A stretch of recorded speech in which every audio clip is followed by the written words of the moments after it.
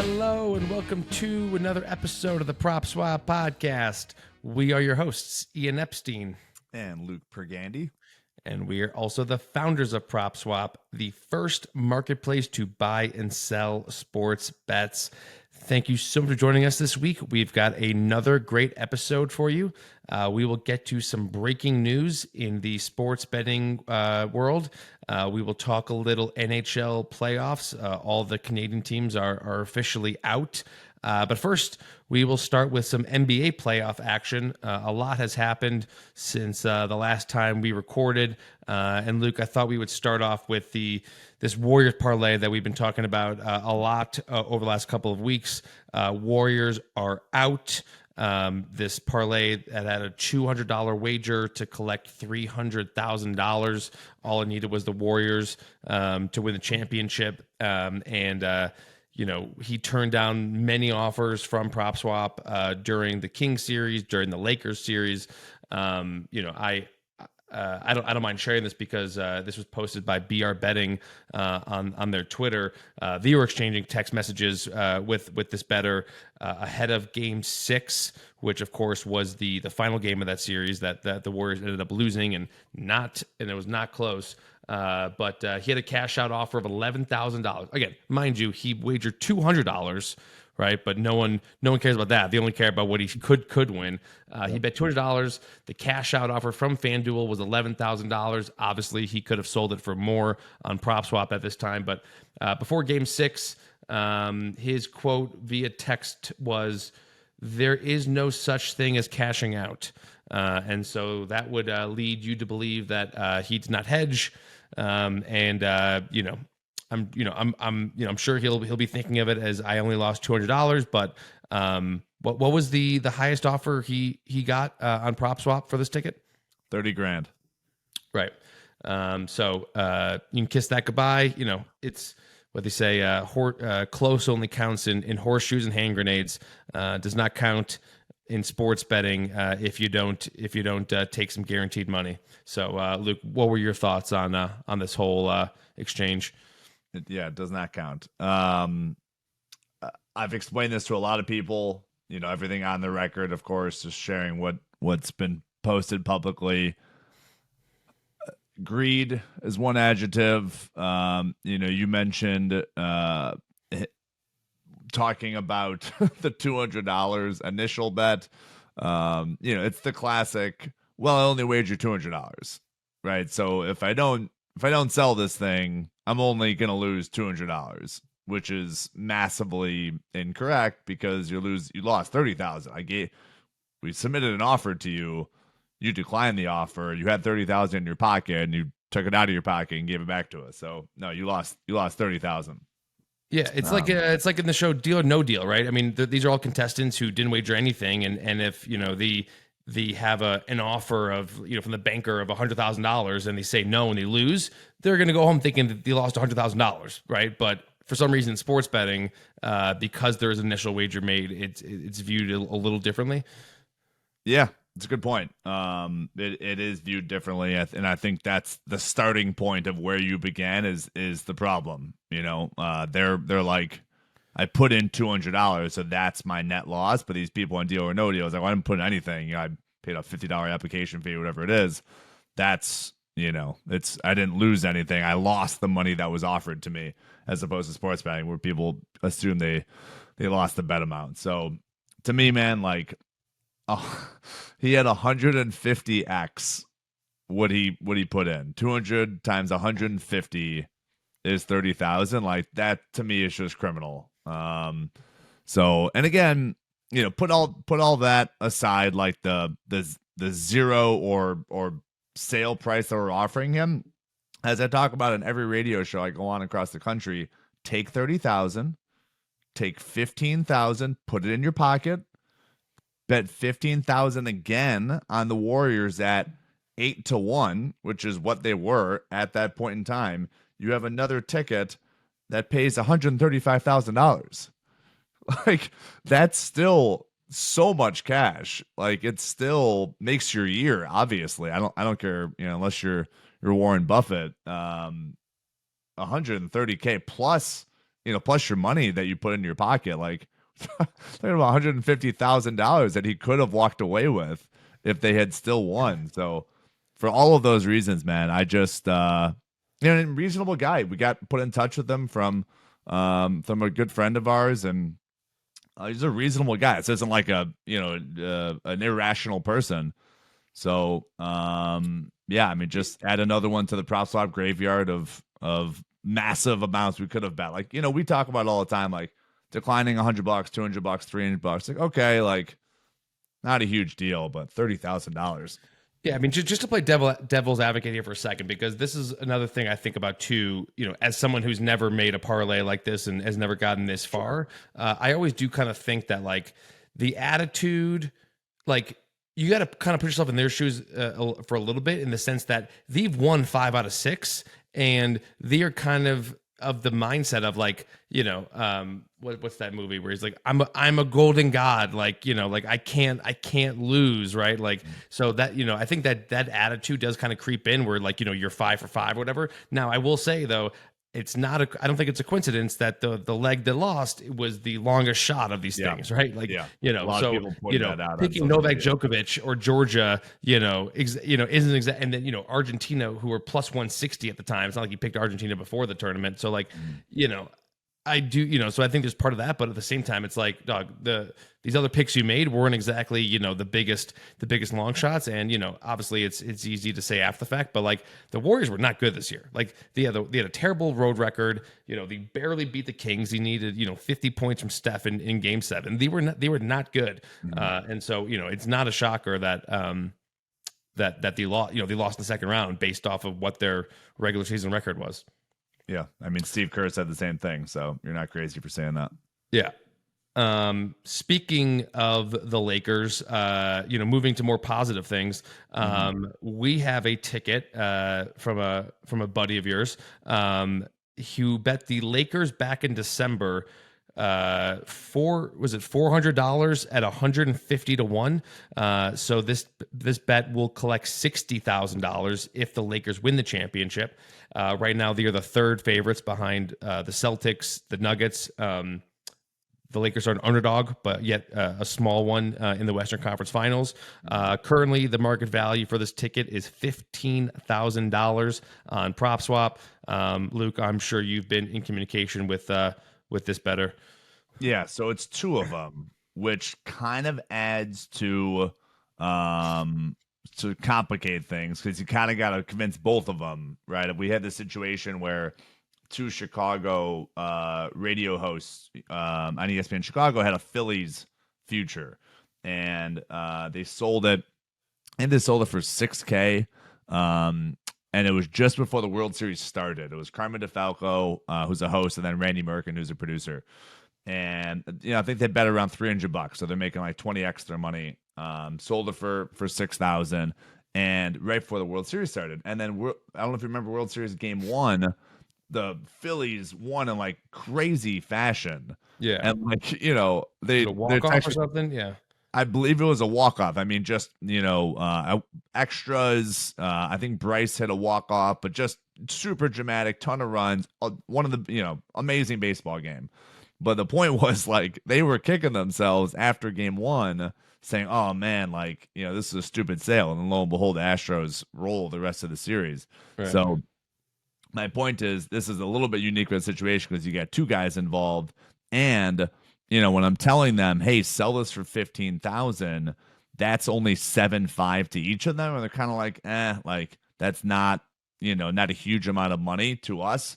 But yet again, I've told them, like, take $15,000 from us, put 5 in your pockets, $2,500 each. It's a vacation to Miami for each of you, and then put 10 G's right back in the Lakers at 3-1. You got another ticket that pays $40,000.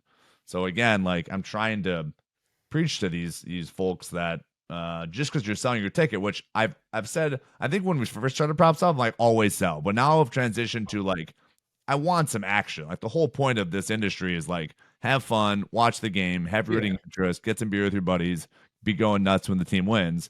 To me, like, I get that. So I've kind of moved off of sell all bets, and now I'm at the point of take some chips off the table throughout the tournament and just go rebet that team so you're happy if they win. Yeah. And I would actually venture to say, I'm just doing the math in my head, bet the Lakers to win the Western Conference Finals as a dog, and then roll that over, because if they play the Celtics, they could be a sizable dog, and that rollover could be better than the 3-1 currently being offered. So, but the trick there is that, because I've suggested this to people multiple times, the trick is, do you have the testicular fortitude to roll it all over? Because if you don't, then it won't pay out as much as if you just bet the future and kind of locked it in or whatever. But it's not always the case, but in some cases the rollover will pay more than the future. And I would say this was, if of course if the Heat win, then it's not, right. So there's that risk. But if it's the Celtics, I could see that rollover paying more than the current futures odds. Completely agree. The Celtics will be favored. So oh yeah. I'm just saying it's if just somehow the Heat just spring another upset. But speaking of the Heat springing an upset that could set up a Heat Lakers final. A thought occurred to me on Sunday once the Celtics won Game 7. These four teams, these conference championship matchups, look kind of familiar. And this was the same exact conference championships matchups that we had in the bubble that a lot of people were calling kind of a fake playoffs, not real, the Heat should have been, the Heat were a fluke, LeBron winning, that doesn't really count because, it was somehow, they didn't have to go on the road or whatever. But I mean, these are the exact same four teams. And so I had one of our social media producers put together a video that we put on TikTok that basically said, like, does the fact that these are the same exact four teams, that the Lakers are back in the Western Conference Finals and the Heat are there as well, does this kind of maybe affect LeBron's legacy? Because I feel like that fourth ring was kind of discounted. And I learned today, all you need to do to go viral on TikTok is question LeBron's legacy, and people will just go off. So in about 24 hours since this video got posted on our TikTok, which, by the way, go follow us on TikTok at PropSwap, 45,000 views, over 1,300 likes, and over 100 comments. And if you just read through these comments, I mean, it is hilarious. I mean, it is your typical, LeBron, MJ ring, sure, Mickey Mouse ring, that sort of stuff. It's a good laugh. So I don't know. I just thought that was one kind of interesting note about these Final Four teams. Totally agree. And LeBron's fourth ring, everyone throws an asterisk on it.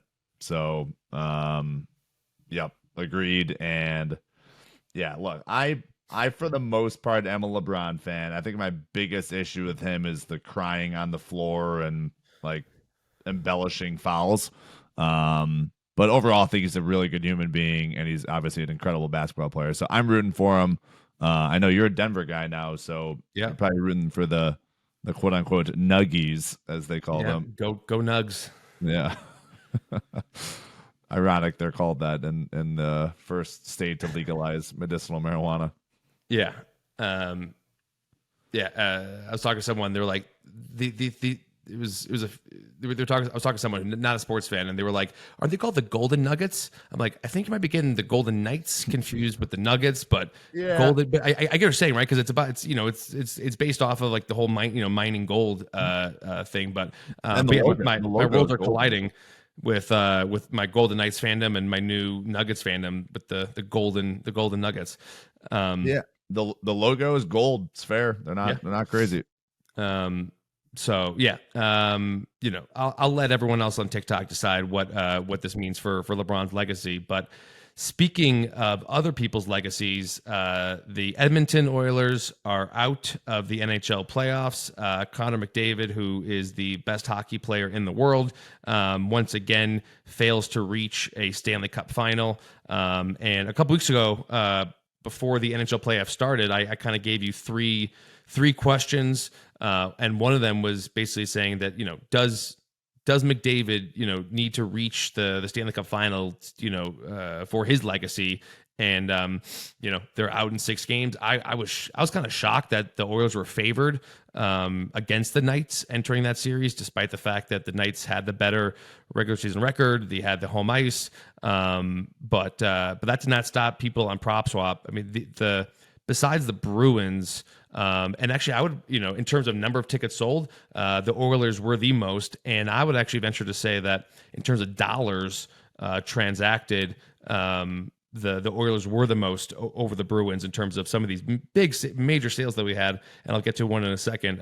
But Western Conference, Stanley Cup, definitely a very public team were the Edmonton Oilers. So before I get to some of these sales, any thoughts or takeaways from that Oilers Knights series?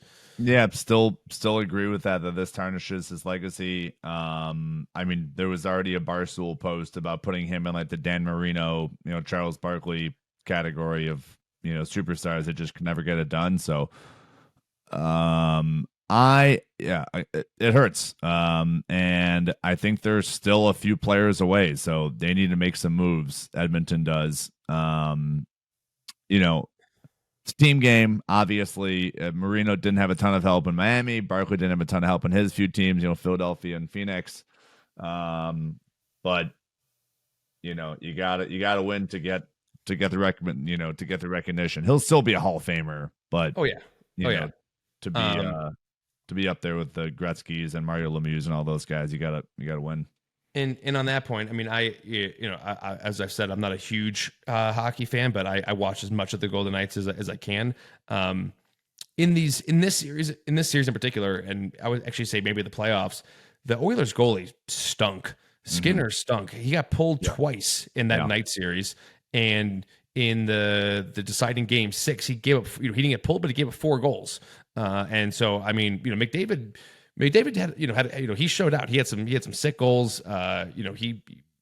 You can't knock his effort, but yeah, man, that goalie stunk. And meanwhile, the Knights bring in basically their third stringer goalie, right? It was Logan Thompson. Then it was like Brosant, who got hurt during the series, and this Aiden Hill guy. I mean, I texted my friend. I'm like, do we need to start printing King of the Hill shirts? Because this guy, and he looks so calm, and he looks calm and confident. Yeah. But yeah, this Skinner guy, these should have made a change. These should have not started. There should have been a certain point in the series where they just stopped starting him. Yeah, it happens all the time. Goalies get hot. This isn't a new phenomenon for the Knights, and we'll get to some more intel later on in Stake or Swap, but this happens a lot where some younger goalies can just get hot at the right time. And Carter Hart in Philadelphia did this a few years ago. The Bruins have had a few different hot goalies. Like, it happens. So pretty cool that he's peaking at the right time here. Yeah. And so, yeah, just an example, because I remember on a previous episode I was talking about, we'll get to some of these Oilers, these big hockey sales, but obviously we never got a chance. And so one notable Oilers sale with Edmonton up 3-2 on the Kings, a PropSwap customer sold a $1,100 20-1 Oilers Stanley Cup ticket for $3,500. So, nice little $2,400 profit for that guy. And from that point on, I mean, the Oilers never led a series. That 3-2 was, I guess the end to win that series 4-2, but then they were never leading the series against the Knights. And then moving to the Eastern side, the Florida Panthers, man. Real quick before we wrap up the Oilers, just I wanted to make this point earlier. Like, very few gamblers are thinking of selling when their team's up. So I just wanted to highlight that guy. Like, they're up 3-2 and he sells it. Like, that is perfect. Like, yeah. I haven't had enough like sympathy in my brain for people who are refusing to sell when their team's up. Like, I don't get that. Like, sports happen all the freaking time. Like, that's literally why everyone loves sports, is because comebacks happen. So, like, I never understood people not wanting to sell when their team's up. And I even asked the guy, the would-be Warriors seller, just to wrap up that story. I was like, what was the number? And he's like, 150,000. I'm like, okay, if they got to the NBA Finals, and let's assume they play the Celtics, just for example's sake, and they were up 1-0 on Boston, it would barely be worth 150,000. And if I would have texted you saying, "Hey, I got you $150,000 bid," and they were up 1-0, you're saying no to that. Yeah, no way. No You way. know you're 'Cause declining. that also that. means that they would have won on the road, and Yep. there's no way. Yeah, there's No no way way he he's would saying have. yes to that. There's no way he would have taken that. So just to wrap this up, bringing this full circle here with this Edmonton Oilers sale, great, $3,500. I use the Miami analogy. Flight to, Boston to go see flight to go see a Vegas Golden Knights game. Flight to Vegas, go see a Golden Knights Stars game. $3,500. Stay at the Aria, and that's just a beautifully timed sale. So good job to that customer.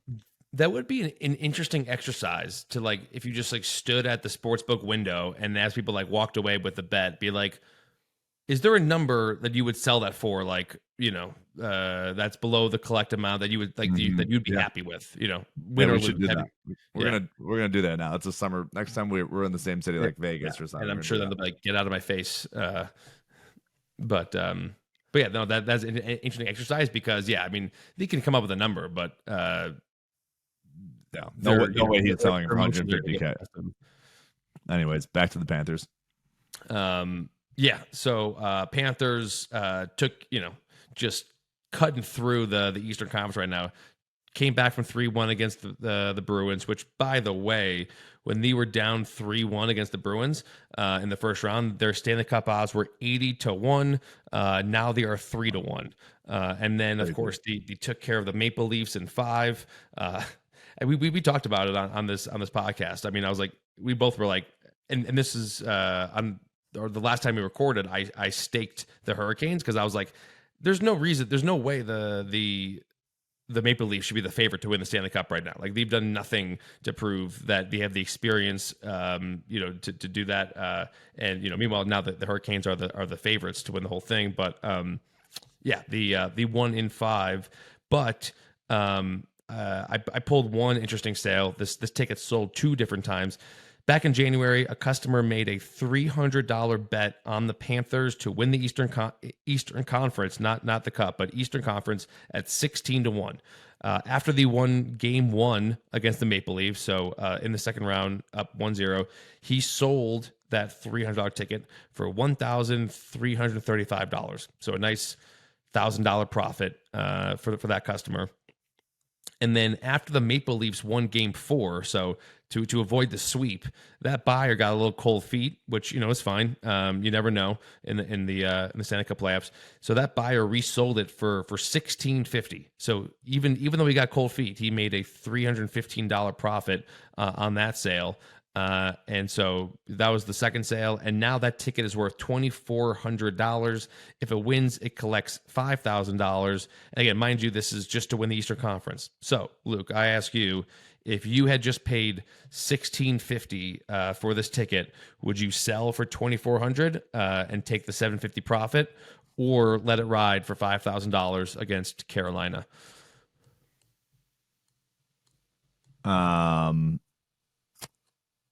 I would sell it, and it's gonna be a cop-out answer, but sell it and take $1,000 and go rebet the Panthers. So I put $1,400 in my pocket and go rebet Florida.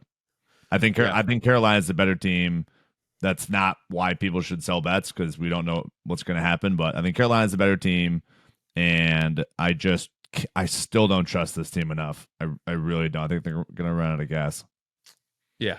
They say the first rule of interviewing is don't ask questions you already know the answer to. So I probably should have known that. But at least I didn't answer a question with a question. yeah, that's true. But yeah, I mean, look, I staked the Hurricanes on our last episode, and I would stick with that pick as well. But just a great story. Again, down 3-1 the first round. Yeah, Bobrovsky's the man. Their goalie, they call him Bob. He's really good. So that'd be the only reason I might hold that for a couple of games. But we're rebetting the Panthers, so you're good there. Yeah. So we are down to the Final Four in both NBA and NHL. We now only going to have one game to watch a night, which is kind of sad. But think of the TV ratings on a Fort Lauderdale versus what is it, Charlotte, where the Hurricanes play. Like, yeah, no, rough. I mean, I was thinking, if this is Seattle versus Carolina or Florida, but obviously Seattle's out Yeah. now, but Well, no, it would be Seattle versus Vegas. oh, yeah, or you're talking about the conference finals. I was talking about Stanley Cup matchups. I was like, what would No, be the just worst Stanley Cup matchup for these TV ratings? yeah, no, just this next round where it's Fort Lauderdale versus Charlotte. Yeah, I think that's yeah. the can split. I'll be honest with you. I've watched very little. I've watched very little Carolina Hurricanes games. They're What good. was there? Carmen DeFalco, I mentioned him a few times on this podcast. He's a big Canes back. I think he has a ticket, so I should hit him up. Excuse me, I said Charlotte, Raleigh. Yeah, Hurricanes are in Raleigh. yeah. So we have a Fort Lauderdale versus Raleigh Eastern Conference Finals. Yeah. Yeah. But Vegas Dallas is not a bad No, market Vegas matchup. Dallas would be good. Yeah. And then speaking of markets, time we turn to the business side of the sports betting world.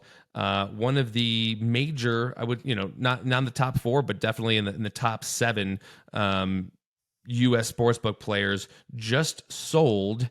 They're an Australian-based company. Just sold their U.S. arm. PointsBet is being sold to Fanatics, the online sports retailer, for $150 million. Now, if you've listened to this podcast before, you've heard us talk about Fanatics making this push into the sports betting space.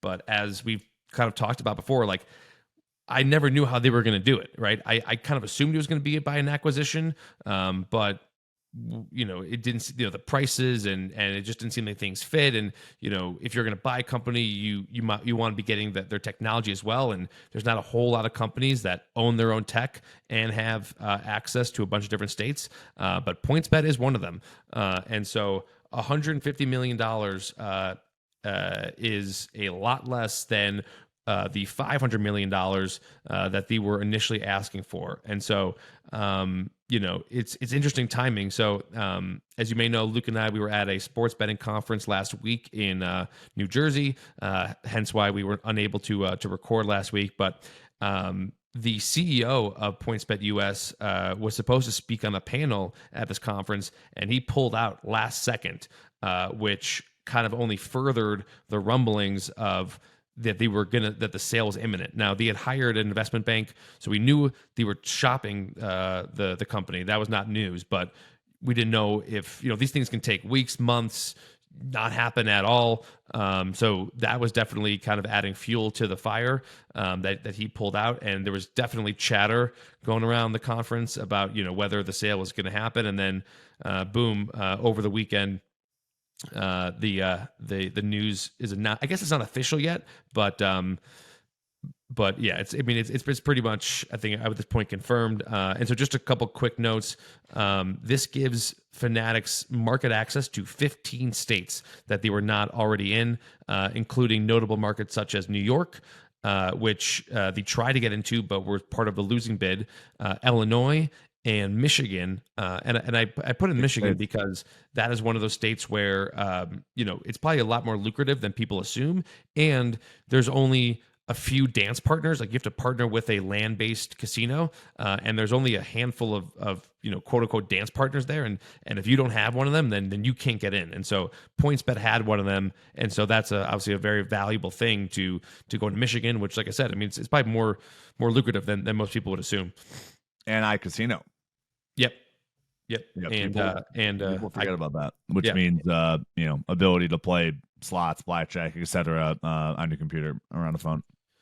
Yep. And so PointsBet had like I said, so those are the good things for Fanatics, right?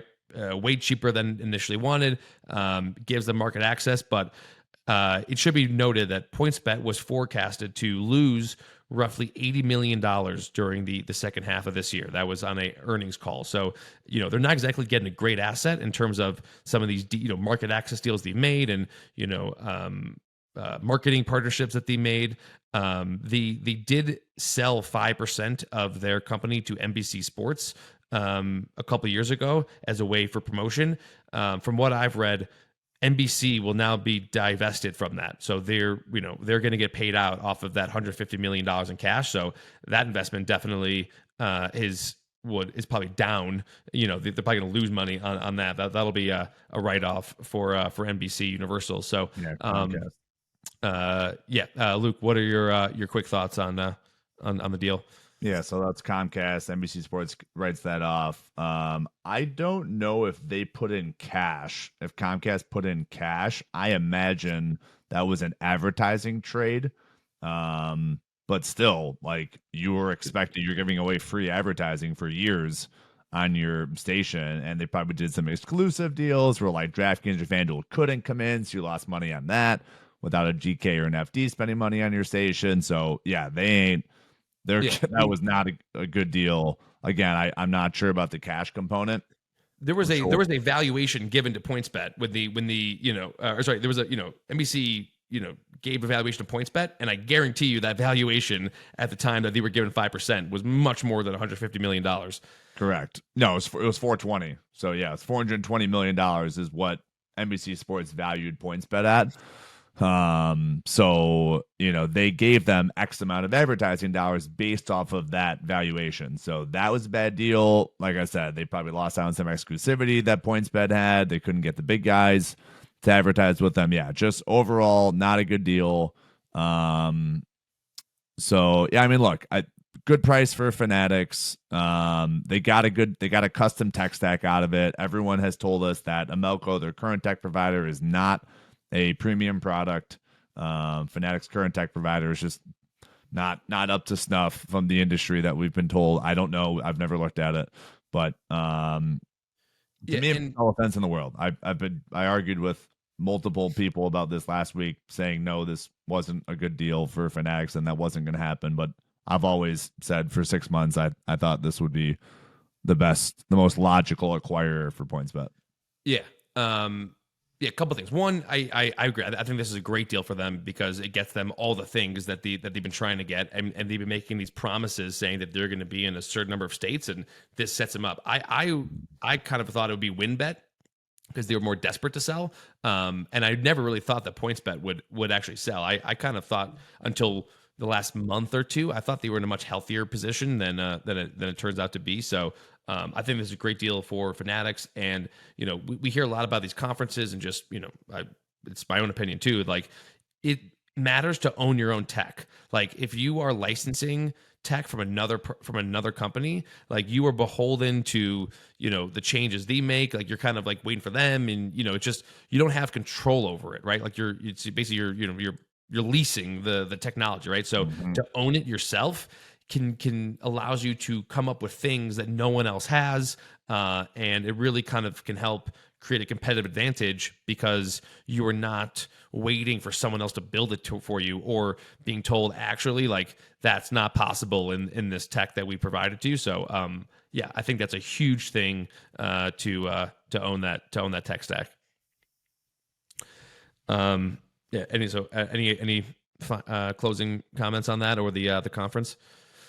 The conference is great. Yeah, highly encourage anyone, whether you're just a gambler or trying to get into the industry, come out. It's a little expensive, but it will get you. The way I view it as, say it costs $800. If you can do 10 meetings, you're basically paying. And I realize travel is an additional cost, but you're basically paying $80 per meeting if you can get 10 meetings. Like, it's a good deal. You got to put yourself out there. You got to walk around. You got to do collisions where person A is talking to person B, and you didn't know person B until person A introduced you. So all that stuff's important. But yeah, great conference. Glad SBZ put it on. Good to be back in New York City. Get some bagels and some good pizza. Yeah, great sports betting specific conference. Of course, G2E is a larger one in Las Vegas. That is gaming overall, slots, casino, and sports betting. This one's just sports betting. Yeah. I'll just add one thing to anyone out there who's looking to somehow get in the sports betting industry for, it's not even, you got to work for a sports book. There's payments, there's know your customer, there's a ton of, ancillary things. It's not just either you work for, FanDuel, DraftKings, or not at all. Like, there's a ton of other, legal compliance. There's a ton of other things to get involved with. But, back to the cost thing, kind of the barrier of entry, I would suggest to anyone, because it's like a snowball effect, right? Like you can't just go to one and expect like you're gonna have this amazing time. We've been going to these things for years, right? And so it's like it's these people that you only see at these conferences, and it's like you just kind of build off of those relationships. It's not just a one-time thing, right? It takes multiple times and years over time to do this. So I would encourage anyone to start out at G2E, because like an expo pass is way cheaper than the pass is for this SBC New Jersey. And honestly, like most of the action happens like outside of the expo hall at like happy hours or whatever. And so I would suggest anyone go to G2E first and then try and roll that over, to the other conferences. So that would be my suggestion. Cheaper for sure. Your hotel room's not going to be cheaper, but the ticket's going to be cheaper. Yeah, you might want to stay off the strip and get a car. That'll probably be cheaper. But yeah, speaking of rolling things over, it's time to roll over into stake or swap.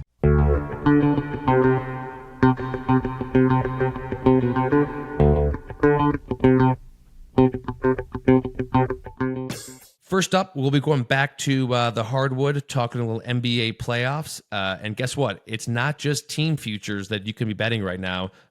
They also have player awards to win finals MVP available at every major sports book. And that's where we will start first.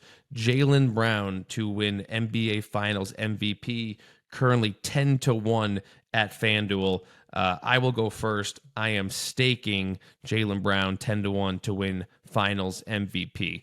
This is just a pure value play for me, based on where the Celtics are currently on the odds board.